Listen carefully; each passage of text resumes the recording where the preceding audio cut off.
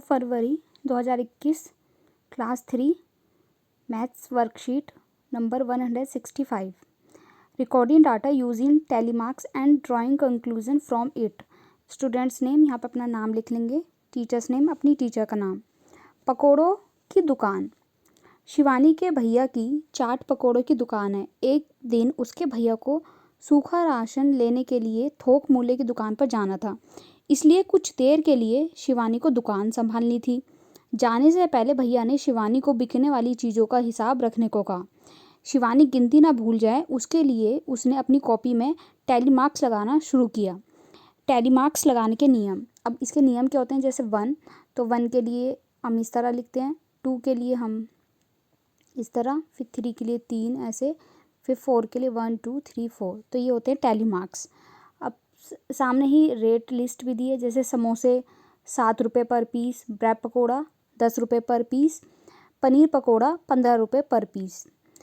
अब शिवानी द्वारा बेचे गए सामान का हिसाब। अब समोसे, अब टैली मार्क्स कितने दिए, 4, तो संख्या कितनी होगी 4। अब एक समोसा कितने का था, 7, तो 4 4 7 जा, तो 4 सत्ते कितना हो गया 28, तो हम यहाँ के क्या लिख देंगे 28। देन नेक्स्ट ब्रेड पकोड़े। अब ब्रेड पकोड़े कितने हैं 3, तो संख्या कितनी हो गई 3। अब 3 गुणा 10, एक ब्रेड पकोड़ा 10 का और 3 लिए, तो 3 को हम 10 से मल्टीप्लाई कर देंगे, कितना हो गया 30। तो इसका मतलब कितने रुपए के ब्रेड पकोड़े बिके 30 के। पनीर पकोड़े संख्या कितनी हो गई 2। अब 2 को हम 15 से मल्टीप्लाई कर देंगे, तो 2 को 15 से करेंगे तो कितना हो गया 30। 2 गुणा 15 30। अब आप निम्नलिखित प्रश्नों के उत्तर दीजिए। अब आपको कुछ क्वेश्चन दिए हैं इससे रिलेटेड। शिवानी ने कितने ब्रेड पकोड़े बेचे। अब शिवानी ने कितने ब्रेड पकोड़े बेचे हैं, यहाँ पे हमने देख सकते हैं 3, तो हम लिख देंगे 3। सबसे ज़्यादा किस चीज़ की बिक्री हुई। अब सबसे ज़्यादा चीज़ क्या बिकी है, तो हम देख सकते हैं समोसे सबसे ज़्यादा बिके हैं, कितने बिके हैं 4, तो सेकंड में आ जाएगा समोसे।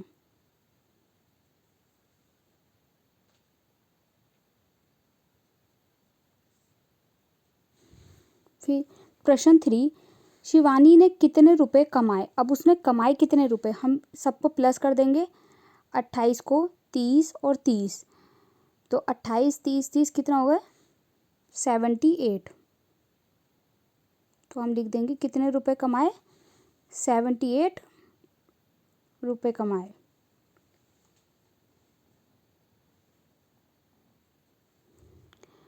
आइए अब आपके परिवार के सदस्यों के खान पान के बारे में जानें। प्रश्न 1, आपके घर में कौन सी सब्जी सबसे ज़्यादा बनाई जाती है। अब आप अपने घर के अनुसार लिखेंगे कि कौन सी सब्जी आपके घर में सबसे ज़्यादा बनाई जाती है। जैसे कि अब हम अपने अपने घर की लिखें, तो मेरे घर में जैसे आलू टमाटर सबसे ज़्यादा बनाई जाती है, तो हम लिख सकते हैं जैसे आलू टमाटर। अब आप अपने हिसाब से कि आपके घर में कौन सी सब्ज़ी सबसे ज़्यादा बनाई जाती है। प्रश्न 2, आपके घर में कौन सी सब्ज़ी सबसे कम बनाई जाती है। तो आपके घर में जो भी सब्ज़ी सबसे कम बनाई जाती हो आप वो लिख देंगे, जैसे कि कटहल। अब हमारे घर में कोई कटहल नहीं खाता, तो वो सब्ज़ी सबसे कम बनाई जाती है, तो कटहल की सब्ज़ी हो गई। कटहल के बाद प्रश्न 3, आपके घर में एक हफ्ते में कितने बार सब्जियां खरीदी जाती हैं। तो जैसे कि हमारे घर में एक हफ्ते में 2 बार सब्जी खरीदी जाती है। अब आप अपने अकॉर्डिंग कि आपके घर में आप अपने मम्मी पापा से पूछ लेंगे कि कितने बार आप सब्जी लेने जाते हैं हफ्ते में, उस हिसाब से लिख लेंगे। आपकी मनपसंद सब्जी कौन सी है, तो आप अपनी मनपसंद सब्जी लिख लेंगे, जैसे कि भिंडी,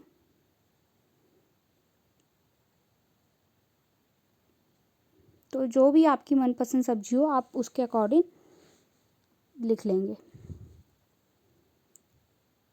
देन नेक्स्ट, आपको अपने कार्य पत्रिका के अभ्यास के लिए अपनी पुस्तक मैथ्स मैजिक में से पृष्ठ संख्या 177 और 178 भी करना है। तो आप अपनी मैथ्स मैजिक की बुक में से पेज नंबर 177 और 178 करेंगे। अभिभावकों के लिए सुझाव, बच्चों को बताएं कि आमतौर पर समोसे और ब्रेड पकौड़े की आकृति त्रिभुजाकार होती है।